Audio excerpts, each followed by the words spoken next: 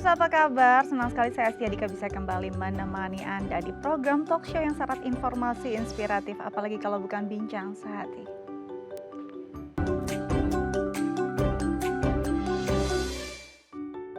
Ya, pemirsa, bincang sehati masalah pencernaan nih akhir-akhir ini menjadi masalah yang kayaknya makin banyak gitu ya penderitanya. Mulai dari sering rasanya perutnya tuh kembung, nyeri di ulu hati, dan ini biasanya terjadi karena kebiasaan kita atau pola makan kita yang nggak teratur atau makan sembarangan. Ini sih sebenarnya hal yang mungkin kadang-kadang tuh sering banget kita rasakan. Kadang-kadang mungkin diabaikan begitu aja, padahal efeknya bisa berbahaya. Ini akan jadi topik kita hari ini, tapi sebelum itu kita akan bahas dulu nih bagaimana fun fact seputar cara mengatasi perut kembung. Yang pertama adalah kompres dengan air hangat. Nah, menempelkan air hangat 10 menit atau 15 menit ke perut tuh rasanya lebih nyaman gitu ya. Apalagi memang air hangat akan membuat pembuluh darah kita lebar dan akan membantu juga peredaran darah. Ini akan membuat otot-otot perut kita juga lebih lemas, lebih lentur, lebih fleksibel gitu ya. Ini akan membantu juga saat kita kram perut ataupun kita merasa kayaknya nggak enak nih di perut saya. Nah, ini bisa dicoba juga nih untuk Anda yang mungkin merasakan kurang nyaman di area perut Anda dengan memberikan kompresan air hangat 10 menit atau 15 menit. Rasanya biasanya akan lebih nyaman ya. Oke, selanjutnya adalah mengatur pola makan. Nah, ini penting nih. Ini yang biasanya awal mula masalah pencernaan terjadi karena pengaturan pola makan yang kurang baik. Apalagi kita mungkin ya, kaum milenial nih sibuk banget kerja nih, males banget kalau misalkan harus di jeda makan siang gitu. Nah, padahal penting sekali untuk kita makan tepat waktu dengan porsi yang tepat juga. Kadang-kadang karena kita mengundurkan waktu makan kita, akhirnya makan kita tuh udah telat waktunya, makannya juga porsinya berlebihan atau malah jadinya udah nggak lapar sama sekali, jadi porsinya tuh dikit banget gitu. Atau mungkin lebih seneng udah deh ganjel kopi dulu gitu ya, karena akan lebih merasa semangat gitu walaupun dengan kopi aja. Nah, ini ternyata bisa berdampak yang kurang baik apalagi kalau dilakukan dalam jangka waktu yang cukup panjang. Makanya pengaturan pola makan ini penting sekali untuk bisa menjadi titik poin kita untuk menjaga kesehatan pencernaan. Oke, selanjutnya adalah makan secara perlahan. Jadi kadang-kadang saking buru-buru nih atau lapar sekali mungkin ya, waktunya nggak banyak, makan cepet-cepet gitu ya. Bahkan kan harusnya dikunyah 32 kali gitu, ini nggak sampai gitu, 15 kali telan, 15 kali telan. Nah, ini ternyata bisa berdampak juga pada pencernaan kita karena mungkin belum bisa dikunyah secara optimal, akhirnya masuk ke dalam saluran pencernaan kita tidak dengan kondisi yang baik juga. Nah, ini ternyata bisa berdampak pada ya tadi perutnya kembung, rasanya nggak enak, sering bersendawa. Nah, makanya mungkin ya harus pelan-pelan makannya, jangan buru-buru gitu ya. Benar-benar mengunyah dengan optimal, mengunyah dengan benar-benar cara yang baik, cara yang memang dianjurkan. Nah, ini sedikit banyak bisa membantu agar perut kembung kita tuh bisa lebih nyaman. Oke, selanjutnya adalah minum air hangat. Nah, ini kesukaan saya nih, kalau rasanya udah nggak enak gitu ya, minum air hangat adalah kunci. Nah, air hangat sendiri sebenarnya efeknya apa sih? Untuk bisa membuat rasa kembung di perut kita tuh rasanya mungkin rada mereda gitu ya. Apakah memang secara sugas ini membuat kita merasa tubuhnya lebih nyaman atau memang ada dampak baiknya sendiri ya dari si air hangat dengan suhu tertentu ini? Nanti kita juga akan bahas dan konfirmasi nih bersama pakarnya ya. Oke, selanjutnya adalah hindari makanan dan minuman yang meningkatkan gas lambung. Apa sih kadang-kadang mungkin kita kurang paham juga nih makanan atau minuman apa ya yang membuat gas lambung berlebihan. Mungkin kadang-kadang malah berpikir, aduh biar gasnya keluar saya minum deh minuman yang bersoda. Nah, sebenarnya minuman yang bersoda ini malah menambah gas lambung atau membantu kita menghindari atau meredakan kembung gitu. Atau makan makanan yang biasanya kayak kol gitu ya, itu kan juga setelah makan itu lebih sering kita bersendawa juga gitu. Nah, apakah makanan-makanan yang memang bisa membuat gas lambung kita berlebih ini justru membuat kondisinya makin parah? Nanti kita akan tanyakan juga nih bersama pakarnya. Pasti udah gak sabar untuk mendapat konfirmasi dari dokter kita hari ini. Jangan kemana-mana, tetap bersama kami di Bincang Sehati.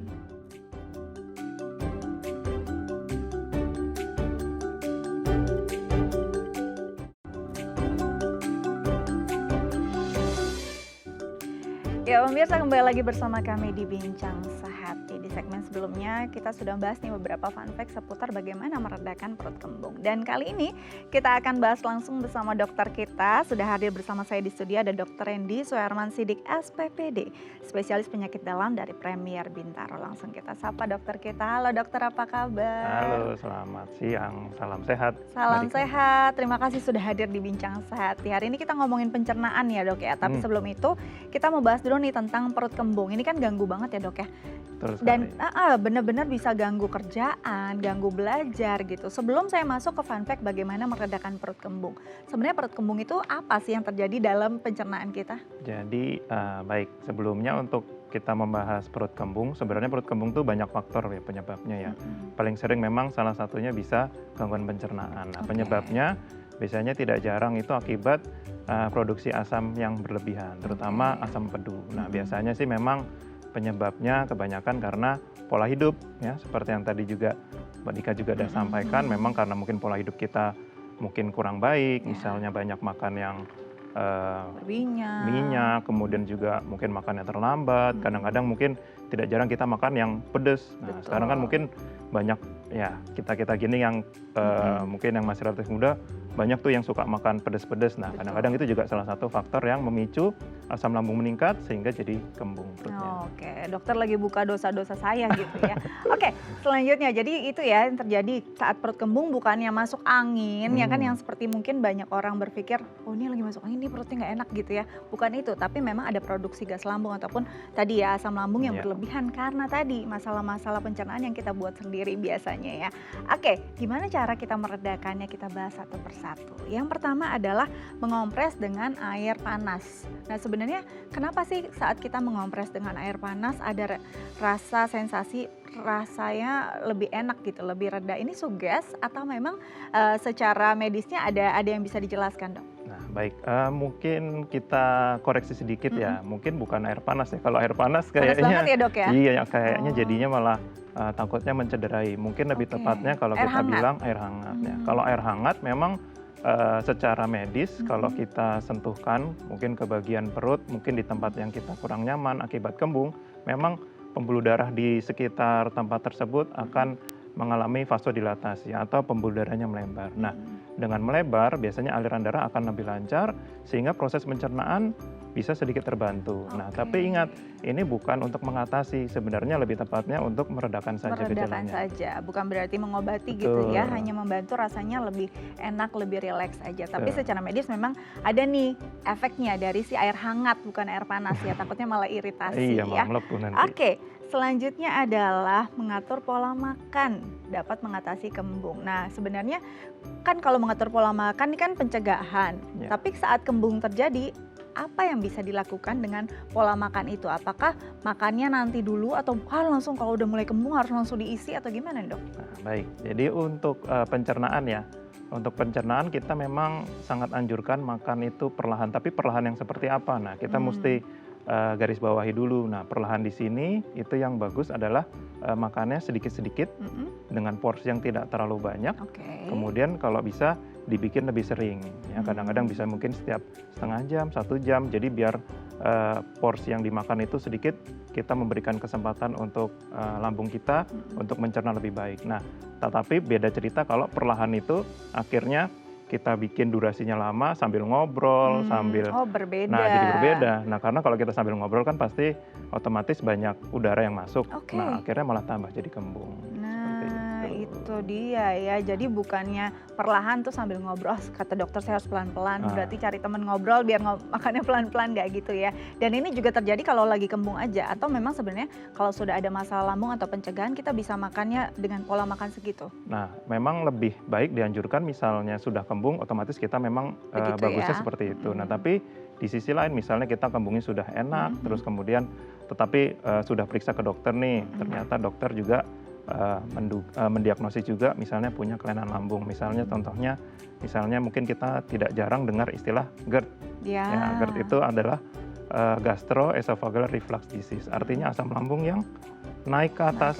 Nah, kalau misalnya seperti itu memang disarankan untuk mengkonsumsi makan tuh yang sedikit-sedikit tapi sering biar reflux itu tidak terjadi.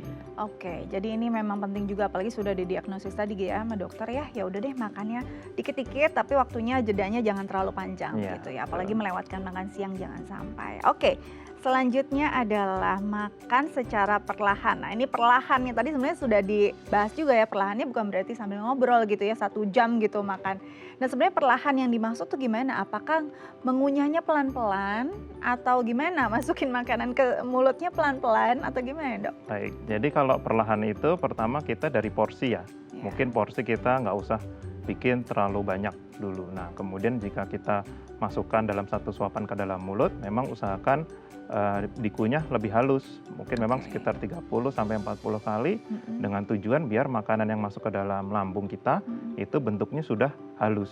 Nah, kalau kita makan terlalu cepat, kalau kita makan buru-buru, kadang-kadang mungkin yang tadi hanya 15 detik saking Iya, ya. laparnya Mhm. kita langsung telan. Nah, pada saat terlalu cepat itu kadang-kadang udara juga ikut masuk. Nah, makanya jadinya perut jadi kembung. Dengan kita kunyah lebih lama, makanan juga halus sampai ke lambung, itu juga menolong lambung untuk mencerna lebih baik sebenarnya, seperti itu. Nah, mungkin pemirsa di rumah bertanya-tanya nih ya. Bertanya-tanya, wah gimana dok? Gak bisa, gak punya waktu selama itu untuk mengunyah 32 kali sampai 40 kali gitu ya. Saya cuma punya waktu sebentar untuk makan gitu. Nah, apa yang terjadi ketika kita makan terlalu cepat? Selain tadi mungkin ada udara yang masuk gitu ya. Dengan makanan yang tidak terkunyah secara optimal, ada nggak sih masalahnya nanti untuk pencernaan kita? Baik, kalau misalnya pencernaan jadi terbebani ya, misalnya kita makan terlalu cepat, akhirnya kembung, artinya bentuk makanan yang masuk ke dalam perut itu masih dalam bentuk yang Bonggolan. bonggolan. Nah, itu sebenarnya memberikan waktu yang lebih lama untuk lambung untuk mencerna. Akibatnya apa? Nah, akibatnya itu nanti kita akan merasa mungkin perutnya penuh terus. Iya, Ya, iya. mungkin harusnya kan secara normal tuh sekitar 4 jam, itu tuh makanan tuh harusnya sudah melewati Ya. lambung ya. Nah, kalau misalnya dalam bentuk bongkahan yang besar, masuk kadang-kadang ya tidak jarang setelah 4 jam atau 5 jam bahkan 6 jam kadang-kadang masih ada. Nah, kalau kayak gitu otomatis ya rasa kembung itu jadi terus-terusan muncul. Kadang-kadang Ya. sampai akhirnya kita melewati jam makan kita yang ujung-ujungnya ya akhirnya lanjut lagi makin terlambat, akhirnya kondisi tersebut tidak akan berkunjung baik. Oke, jadi kadang-kadang mungkin kita makan baru dikit gitu ya, tapi kok Ya. rasanya masih kenyang aja Nah, gitu. Akhirnya kita sebenarnya seperti lewatkan. gitu. Mungkin karena tadi ya bongkahan-bongkahan tadi yang masuk, jadi pelan-pelan makannya. Dan juga kelihatannya akan lebih apik dan lebih cantik juga ya kalau Ya. makannya pelan-pelan, gak buru-buru. Ini juga perlu jadi catatan kita. Oke, selanjutnya adalah minum air hangat dapat mengatasi kembung. Nah, ini apakah memang ada efeknya juga air hangat dengan suhu tertentu akan membuat meredakan kembungan kita ini, Dok? Nah, betul. Jadi sebenarnya prinsipnya mungkin hampir sama seperti tadi ya, kompres air hangat ya. Jadi kalau dengan kita minum air hangat, itu sebenarnya kita juga memberikan suhu yang baik atau suhu ideal kita untuk mencerna. Nah, kalau kita minum air hangat, pembuluh darah bisa lebih melebar, sehingga lebih lancar, sehingga absorpsi makanan di dalam perut itu menjadi lebih cepat. Jadi pengosongan lambung jadi terbantu. Oke, nah ini air hangat, gimana kalau air panas? Karena kalau saya nih termasuk orang yang kalau nggak mendidih gitu ya dok, Iya. saya balikin sama waitersnya. Gimana, apakah ada efeknya? Atau sama-sama juga kok sebenarnya nggak jauh dari panas ke hangat. Kalau air panas masuk ke dalam tubuh kita dalam kondisi tadi kembung sebenarnya akan memperburuk kondisi atau sebenarnya akan membantu juga? Nah, meredakan? memang kalau untuk air panas kita perlu hati-hati ya. Kadang begini, kalau misalnya kita punya permasalahan lambung, kadang-kadang takutnya di dalam lambung itu mungkin sudah muncul seperti peradangan atau lecet lah. Mungkin jangan sampai yang berat, mungkin kita anggap ini ada lecet. Nah, kalau lecet ketemu suhu yang panas, takutnya malah justru Perih ya? memperburuk, betul. Oke. Jadi memang disarankan mungkin ya kalau bisa ya hangat saja sudah cukup. Ya, tujuannya memang untuk melancarkan aja. Jadi biar absorpsinya lebih cepat, perut bisa kembungnya bisa mulai hilang, Mereda gitu, ya. lebih mereda. Jadi mengatasi masalah dengan masalah baru kalau tadi ya, dengan si air panas jangan sampai. Ini sebenarnya catatan buat diri saya sendiri ya dok ya. Baik, yang terakhir adalah menghindari makanan dan minuman yang meningkatkan gas lambung. Mungkin banyak yang salah kaprah nih, biasanya lagi kembung minum soda deh biar kita sendawa gitu keluar gitu ya. Atau mungkin ada beberapa orang yang malah minum alkohol gitu biar enak perutnya gitu ya. Nah sebenarnya ini benar atau enggak sih dok, atau justru menambah gas lambung? Oke, baik. Jadi kalau untuk makanan-makanan tertentu memang ada banyak makanan yang kita perlu hindarin ya, Oke. karena memang beberapa makanan itu atau minuman ya, itu akan mencetuskan peningkatan produksi asam lambung ya. Hmm. Sebenarnya yang paling sering biasanya saya edukasi ke pasien itu mungkin untuk ingat-ingatnya lebih gampang, itu seperti biasanya makanan pedas, Oke. makanan yang terlalu asam. Mungkin kalau asam kayak kita misalnya makan buah yang terlalu asam, atau kadang-kadang mungkin tidak jarang misalnya kita makan bakso Iya, pakai cuka pedas lagi, gitu ya, pakai cuka, biar seger pakai gitu jeruk, ya. wah itu tambah asam. Jadi Nah, lapar loh dokter. nah itu takutnya malah tambah perih karena kan Oke. pH lambung itu memang sudah dibikin memang asam. Ya. Kalau kita tambahkan asam lagi, wah lebih asam, justru nanti ujung-ujungnya bisa tumbuh luka. Kemudian selanjutnya kayak kopi. Kopi itu memang benar dia memang sifatnya iritan ya. Jadi kalau sampai masuk ke lambung dan kondisi kita mungkin lagi nggak bagus, kadang-kadang bisa sampai radang atau bahkan bisa sampai luka. Oke. Terlebih juga jangan lupa yang lain kayak misalnya alkohol. Alkohol itu juga sifatnya iritan. Jadi Nah, memang ini nih. kalau misalnya memang ada masalah lambung, memang baiknya makanan atau minuman yang tersebut tadi sebaiknya dihindari. Oke, sebaiknya dihindari bukan justru dikonsumsi ya Iya, dok betul. ya. Ini catatan buat kita semua. Oke, nanti kita lanjut lagi dengan topik kita hari ini, tapi kita harus jeda terlebih dahulu. Pemirsa jangan kemana-mana, tetap bersama kami di Bincang Sehati.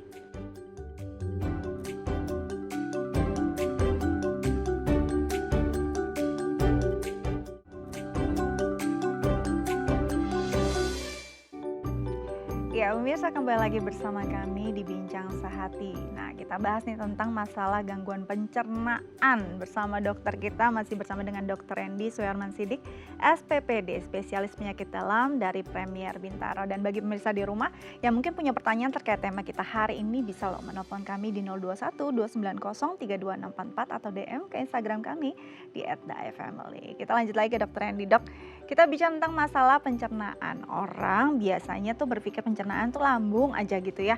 Padahal sebenarnya rantai pencernaan tuh panjang banget. Mungkin dokter bisa jelaskan sebenarnya yang bagian dari pencernaan di tubuh kita tuh apa aja? Baik, jadi kalau kita ngomongin pencernaan, pencernaan itu kan sebenarnya untuk definisinya kan adalah pengolahan ya. Pengolahan makanan yang kita makan untuk kita serap sari-sarinya atau nutrisinya yang kita gunakan untuk energi. Nah, proses itu diawali dari mulut. Ya, dari mulut ada gigi geligi, kemudian masuk ke kerongkongan atau esofagus, kemudian makanan masuk lagi ke dalam lambung untuk dihaluskan lagi dengan asam lambung, kemudian lanjut ke usus 12 jari, kemudian lanjut usus halus, akhirnya ada usus besar, dan akhirnya dubur atau anus untuk pengeluaran. Nah, Oke. sebenarnya kalau misalnya pencernaan secara garis besar memang biar lebih gampang, kita memang biasanya bagi menjadi dua. Ya, bisa saluran cerna bagian atas itu lebih fokus biasanya masalah di kerongkongan, lambung, dan juga usus 12 jari. Dan beda cerita kalau misalnya di bagian bawah. Nah, bagian bawah itu lebih banyak untuk masalah di usus halus ataupun masalah di usus besar hingga ke dubur. Oke, jadi sebenarnya pencernaan adalah sistem pengolahan. Apa Ya. yang dimasukkan ke dalam tubuh kita diolah ya jadi energi sampai nanti ada pembuangannya ya. Kalau kita bicara tentang pencernaan atas dulu nih dok, dari mulut sebenarnya pengolahan apa yang terjadi di mulut kita? Jadi untuk pengolahan pertama kalau dari mulut otomatis makanan kita haluskan ya. Dengan kita mengunyah makanan yang kita makan dalam bentuk bongkahan yang besar akan dihaluskan. Mungkin sampai seperti bubur ya, hancur. Nah, sebenarnya dari awal mulut itu sebenarnya kita sudah ada proses metabolisme ya. Jadi makanan yang kita makan, mungkin kita pas SD mungkin pernah belajar ada enzim tuh ya. Jadi di mulut itu sudah ada enzim yang bekerja untuk mempersiapkan makanan itu. Kemudian makanan ditelan, masuk ke kerongkongan, akhirnya masuk ke dalam lambung. Ya. Nah, di lambung sendiri pun itu juga makanan diolah lagi setelah dihancurkan, kemudian dibikin halus lagi dengan asam lambung. Nah, dibikin juga makanan biar lebih bersih, kumannya dimatikan dengan asam lambung. Jadi asam lambung itu sebenarnya kita jangan berpandangan negatif dulu ya. Kebanyakan orang kan pasti menganggap, wah asam lambung terus nih kayaknya suatu yang Kayak asam nggak bagus lambung tuh gitu. adalah hal yang nista ada dalam tubuh kita ya, Bener, padahal kayak bukan sumber ya. kesalahan. Padahal nggak juga. Mhm. Sebenarnya dengan adanya asam lambung, makanan yang kita makan itu sebenarnya eh, kita apa ya kumannya itu kita bunuh ya. Mhm. Meskipun memang tidak sempurna, tapi sebenarnya itu salah satu pertahanan kita. Mhm, mhm. Nah, sampai akhirnya sampai ke sampai ke usus, akhirnya Mhm. kita serap Mhm. lagi lebih lebih lebih dalam, sampai akhirnya nutrisi-nutrisi memang paling banyak tuh kita serap tuh di bagian usus halus. Oke. Ya, baik nutrisi dari karbohidrat, lemak ataupun protein juga banyak di dalam situ. Akhirnya sampai ke usus besar. Mhm. Usus besar sebenarnya sudah bagian akhir ya. Biasanya makanan kalau sudah diserap di usus halus, di usus besar yang diserap hanya tinggal air. Mmm. Nah, nanti akhirnya sampai ke dubur, akhirnya kotoran. Oke. Nah, kalau kita bicara mungkin menyinggung sedikit ya, tadi mungkin ada beberapa, pemirsa yang belum nonton nih di Fun Hmm, Fact kita. Saat proses pengolahan di mulut tadi kan hmm. pengunyahan yang kurang baik gitu ya, kurang optimal. Ini saat masuk selain mungkin nanti bisa tersedak dan segala macam gitu ya, apa yang terjadi ketika kita tuh tidak bisa mengolah makanan kita dalam mulut secara baik? Baik, kalau misalnya kita kurang baik dalam mengunyah ya, jadi Mhm, masih dalam bentuk bongkahan, mhm. itu memang yang paling sering muncul itu pencernaan kita jadi butuh waktu yang lebih panjang. Oke. Karena butuh waktu yang lebih panjang, kadang-kadang jadi muncul sensasi kita kenyangnya juga Mhm. berkepanjangan. Nah, makanya kalau Mmm. kita makannya terlalu cepat, akhirnya banyak makanan yang masih dalam bentuk bongkahan, perut kita jadi lebih kembung. Nah, di Oke. samping itu kalau makan terlalu cepat juga bisa membuat udara yang masuk itu juga banyak. Banyak ya? Ya, akhirnya justru akan memperberat kondisi kembung tadi. Oke, ini yang bisa jadi salah satu pencetus kenapa bisa kembung gitu Betul ya. sekali. Nah, tadi dari mulut kita ke area kerongkongan. Sebenarnya Ya. apa yang bisa dilakukan oleh kerongkongan kita? Apakah cuma sebagai jalan masuknya makanan atau memang ada proses lagi di situ? Memang kalau untuk di kerongkongan, untuk proses penyerapan belum terjadi ya. Oke. Cuman memang lebih tepatnya kerongkongan itu adalah saluran yang memang dilewati untuk makanan untuk sampai ke dalam lambung. Nah, memang Mhm. sebenarnya kerongkongan sendiri mungkin fungsi lainnya itu bisa mencegah misalnya makanan yang sudah masuk ke lambung Mhm. agar tidak balik Oke. ke mulut atau muntah. Mhm. Nah, di kerongkongan bagian akhir itu memang kita punya kayak Reflux seperti gitu ya ya. seperti katup ya. Mhm. Jadi katup itu yang mencegah makanan yang kita makan untuk keluar lagi. Nah, tapi Mhm. memang pada kondisi tertentu, misalnya tadi yang sempat saya singgung seperti GERD, itu Mhm. biasanya memang ada masalah di katup tersebut. Ya. Nah, bisa mungkin yang harusnya tertutup kuat, tapi Mhm. ternyata lebih longgar. Mhm. Nah, akhirnya ya kelonggaran itu akhirnya yang membuat isi Mhm. lambung itu bisa naik. Bisa naik dan itu Kadang-kadang makanya rasanya kalau naik itu sensasinya jadi dadanya kadang-kadang panas, iya, kadang-kadang seperti justru terbakar gitu ya. benar Mhm. terbakar. Kadang-kadang kalau sampai atas lagi, kadang-kadang tidak jarang bisa sampai mulutnya kayak rasanya asam. Nah, Asam. kadang juga sampai Radang rasanya ya, pahit. Dok ya? Nah, itu sebenarnya asam lambung yang naik. Nah, itu ya Mmm. sebenarnya rasanya isi dalam lambung itu seperti itu Iya, sebenarnya. iya, iya, begitu asamnya gitu ya, jangan sampai dia keluar dari tempatnya, sebenarnya harusnya dijaga benar-benar dengan fungsinya juga. Berarti nah, setelah masuk dari kerongkongan tadi, Mhm, apalagi memang tetap aja kita harus jaga ya Dok ya, kalau misalkan tadi naik ke atas ini sebenarnya bisa meradang juga nih antara kerongkongan sampai tenggorokan, bahkan betul. ini rasanya juga nggak nyaman kan saat makanan masuk. Nah, saat sudah masuk lambung, sebenarnya apa sih aja sih kerjanya si lambung ini untuk kita? Nah, tadi yang sudah saya singgung juga memang jadi asam lambung itu di dalam lambung lambung akan menghasilkan enzim atau asam lambung juga. Ya. Nah, asam lambung itu tujuan utama memang untuk menghaluskan makanan ya. Mhm. Jadi makanan yang sudah kita makan di mulut dihaluskan lagi, lebih hancur lagi dengan bantuan asam lambung. Tapi di samping itu ada manfaat lain yang tadi saya bilang. Mhm. Asam lambung itu sebenarnya juga proteksi Ya. ya, untuk proteksi kita terhadap kuman karena kan kita tidak bisa menjamin nih apa yang kita makan itu selalu dalam kondisi yang bersih. Mhm. Nah, berkat adanya asam lambung, kuman itu bisa terbunuh ya, Mhm. meskipun memang tidak semua ya. Memang ada beberapa bakteri atau kuman yang masih bisa tahan, tapi seenggaknya karena ada pertahanan pertama itu bisa lebih baik. Nah, di samping itu juga lambung itu juga ada enzim-enzim lain ya untuk mencerna makanan yang kita makan. Nah, Mhm. dengan tercampurnya lagi semua nutrisi diharapkan jika makanan yang sudah tercampur tadi jika sudah sampai ke usus diharapkan bisa terserap lebih baik lagi. Oke, jadi walaupun sebenarnya sudah ada proteksi nih di dalam lambung kita, tapi jangan juga makan sembarangan. Jangan sampai kerja lambung ini kebanyakan, dia kelelahan, nanti akhirnya dia protes ya dok ya. Overwork ya sekarang Itu istilahnya. di overload juga. Nah itu yang bisa Overload. membuat si lambung ngambek, jadi rasanya nggak enak. Oke, dari lambung masuk ke usus-usus kita nih yang panjang sekali sebenarnya prosesnya. Betul. Berarti disitulah sebenarnya penyerapan nutrisi-nutrisi makanan itu bisa terjadi, begitu dok? Betul sekali. Mhm. Jadi memang hampir sebagian besar dari makanan yang kita makan itu akan diabsorpsi di usus, ya tepatnya di usus halus. Usus halus kita itu memang kalau Tuhan sudah merancang itu sebenarnya panjang, ya. Usus kita itu kalau kita Kita lebarkan ya gitu kita ya, urut ya. lebarkan itu sebenarnya bisa sampai 6 meter usus halus. Wow. Ya. Nah, kita bisa bayangkan selama 6 meter itu sepanjang jalan itu nutrisi-nutrisi akan terserap, ya baik protein, karbohidrat ataupun lemak itu semua akan diserap.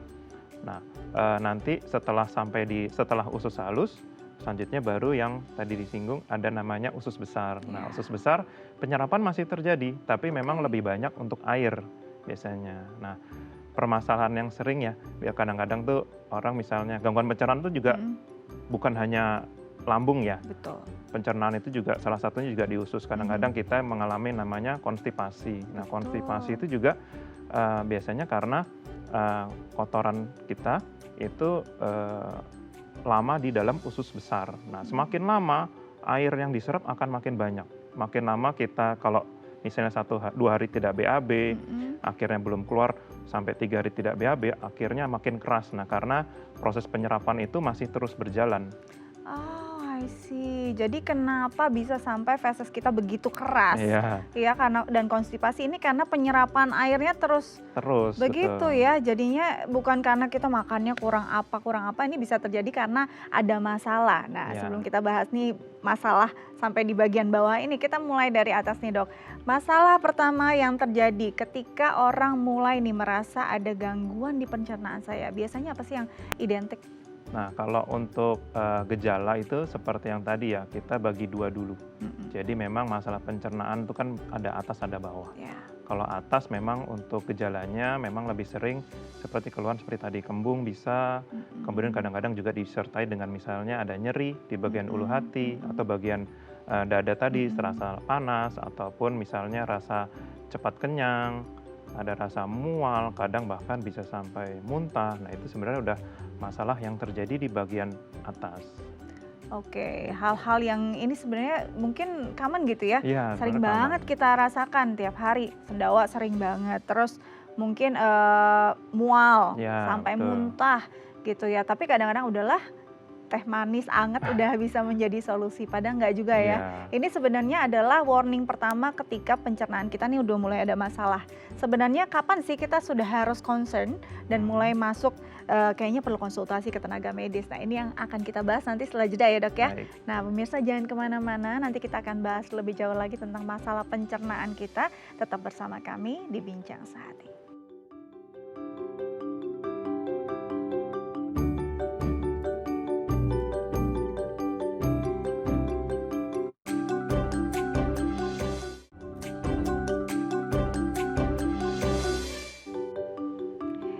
Ya, pemirsa kembali lagi bersama kami di Bincang Sehati. Masih membahas tentang masalah gangguan pencernaan. Dan mungkin bagi pemirsa di rumah yang mungkin punya pertanyaan terkait tema kita hari ini bisa menelpon kami di 021-2903-2644 atau DM ke Instagram kami di @daifamily.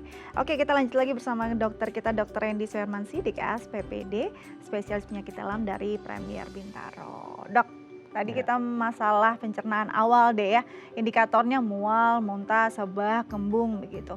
Nah, sudah mulai nih kapan sih kita harus berpikir kayaknya saya udah harus berkonsultasi nih, udah nggak bisa lagi pakai obat yang ada di pasaran gitu kan. Selama ini kita berpikir masih adalah obat mah yang ada di luar gitu ya, masih bisa kita tanggulangi dengan itu. Kapan kita harus berkonsultasi dengan tenaga medis atau dokter? Memang sebaiknya kalau untuk setiap kali kita muncul keluhan yang lebih dari biasanya memang kita harapkan langsung periksa ke dokter ya. Kadang-kadang mungkin kita perlu evaluasi lebih lanjut. Nah, mungkin tidak jarang kalau keluhan-keluhan tersebut, misalnya kita sudah minum dengan obat yang di pasaran, misalnya kita seperti antasida ya. Iya. Antasida itu kan mungkin obat yang sudah banyak kita kenal ada di mana-mana ya.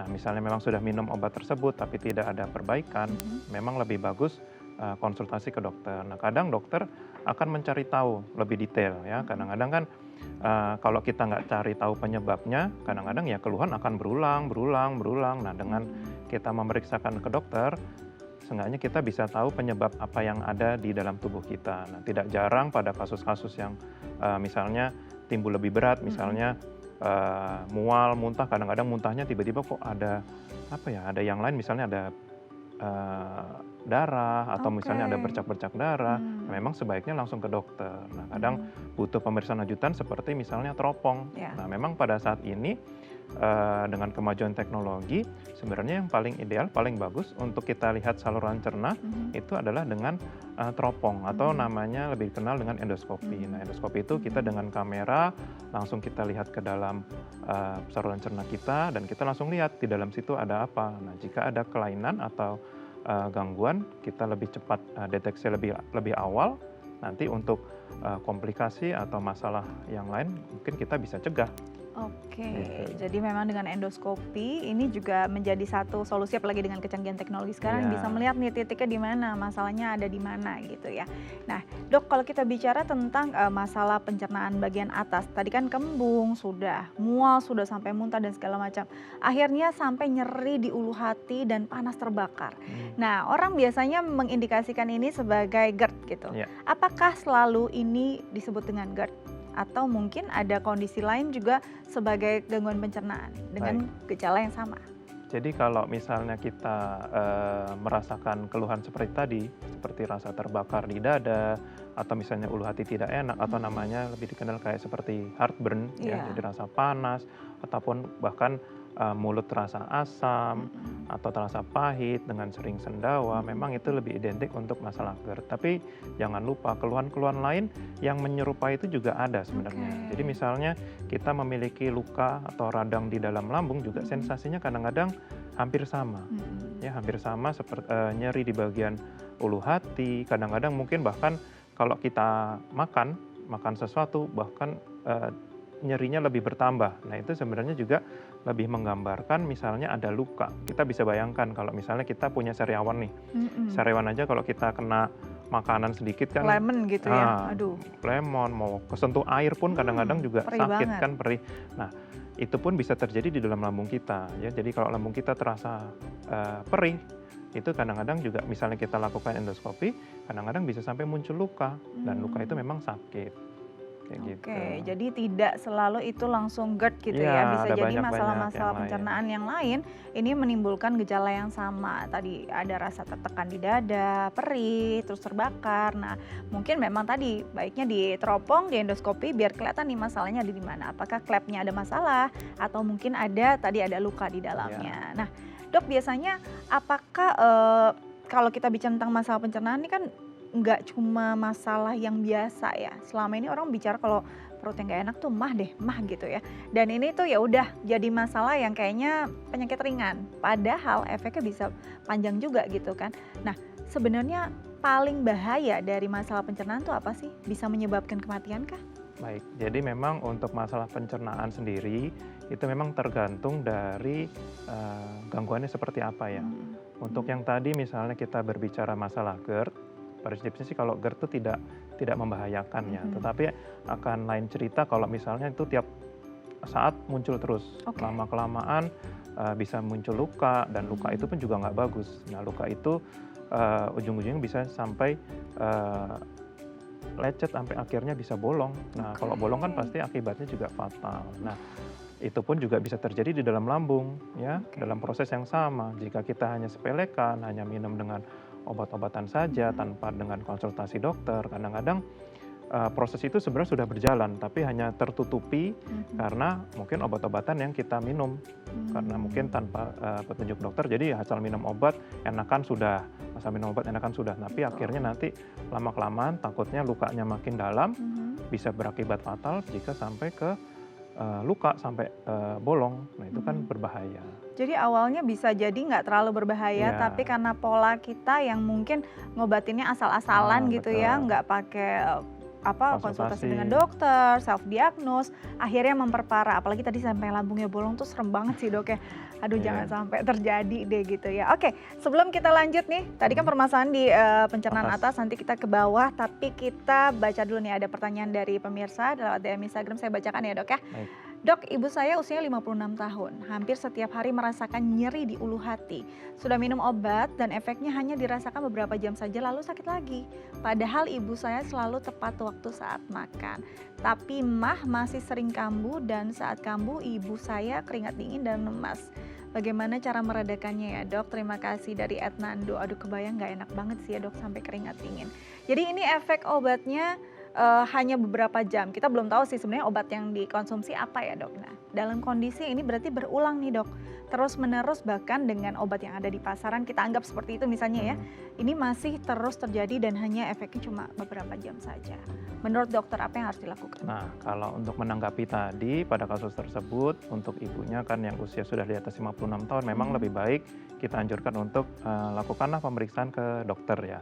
Karena dokter akan memeriksa secara teliti apa penyakit atau apa yang terjadi dalam tubuh. Mhm. Nah, kalau pada usia tersebut, pada kelompok usia yang usianya di atas 50 tahun, memang kadang-kadang perlu dilakukan pemeriksaan lain. Nah, kadang-kadang tidak jarang untuk dokter karena ada rasa berdebar dan juga tidak enak di dada. Kadang-kadang kita juga mesti evaluasi apakah ada masalah di jantung juga. Kadang-kadang memang gejalanya hampir mirip ya, karena gejalanya di area dada, Ya. akhirnya kadang-kadang orang suka rasanya berdebar-debar. Nah, rasa berdebar-debar itu kalau kita ke dokter, biasanya dokter akan pastikan dulu nih, ini kira-kira ada problem nggak nih di jantung.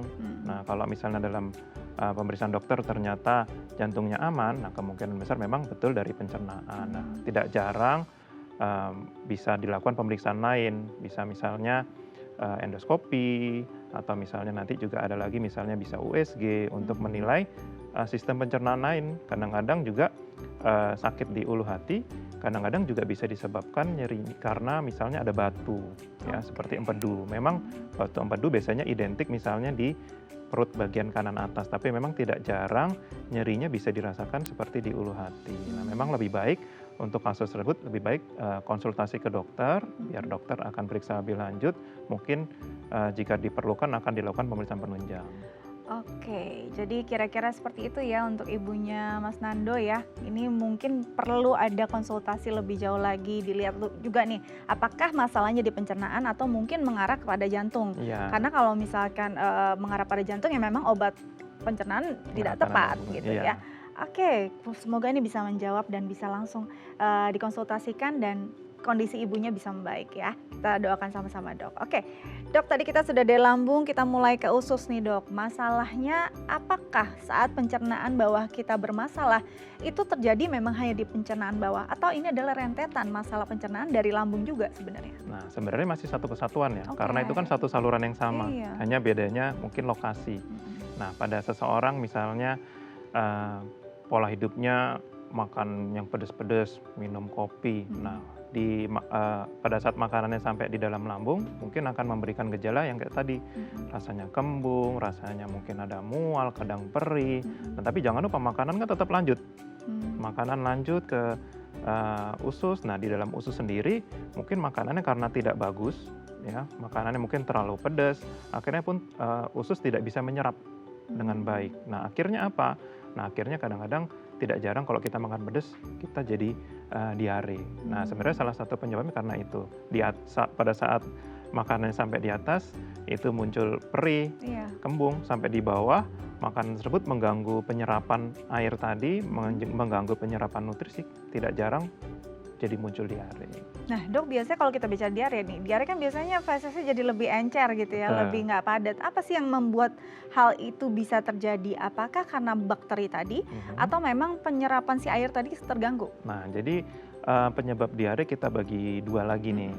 Penyebabnya itu memang bisa infeksi Oke. atau penyebabnya non infeksi. Nah, Kalau penyebabnya infeksi bisa penyebabnya memang infeksi dari bakteri atau Mhm. misalnya makanan kita makan terkontaminasi karena virus atau terkontaminasi sama jamur. Dan juga jangan lupa ada juga misalnya parasit kayak cacing, itu juga Mmm, salah satu itu juga termasuk juga dalam gangguan pencernaan. Nah, oke. itu bisa terjadi sehingga mengakibatkan seseorang menjadi diare. Nah, di sisi lain sebenarnya juga ada kondisi lain, misalnya non infeksi. Nah, non infeksi ini bisa misalnya disebabkan oleh makanan, misalnya makanan terlalu pedas. Sebenarnya kan Mhm. bukan ada kumannya, Iya. tapi karena mungkin kondisinya terlalu pedas, Mhm. akhirnya tubuh tidak bisa menyerap dengan baik. Atau misalnya eh, orang yang punya alergi terhadap susu, Iya. ya misalnya ada istilah namanya lactose Mhm. intolerance. Nah, itu Mhm. kan sebenarnya tubuhnya tidak bisa mencerna susu dengan baik, sehingga jika kita minum susu sampai Mhm. ke dalam usus, Mhm. ususnya nggak bisa nyerap, akhirnya Oh. terjadi diare. Oke, baik. Jadi itu ya, macam-macam diare itu nggak selalu disebabkan oleh tadi ada bakteri Mhm. ataupun ada parasit bahkan Iya, ya. Nah, ternyata juga karena makanan yang kita konsumsi mungkin kita intoleran juga terhadap iya, makanan-makanan tersebut bisa menyebabkan diare. Oke, makin seru nanti kita lanjut lagi ya dok ya. baik. Jangan kemana-mana, tetap bersama kami di Bincang Saat ini.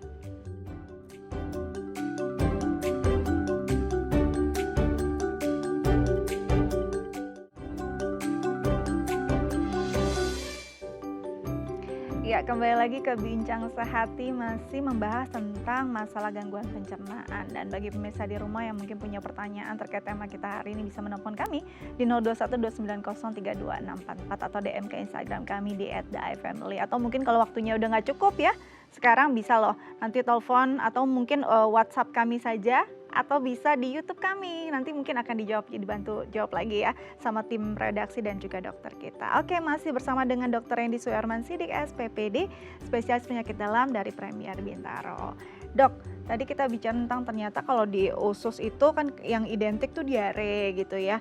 Nah, diare ini macam-macam juga. Ada yang mungkin tadi dari intoleran makanan, lalu dari bakteri ataupun parasit. Ada nggak perbedaan diarenya? Apakah semuanya sama atau mungkin dari jenisnya, baunya akan berbeda?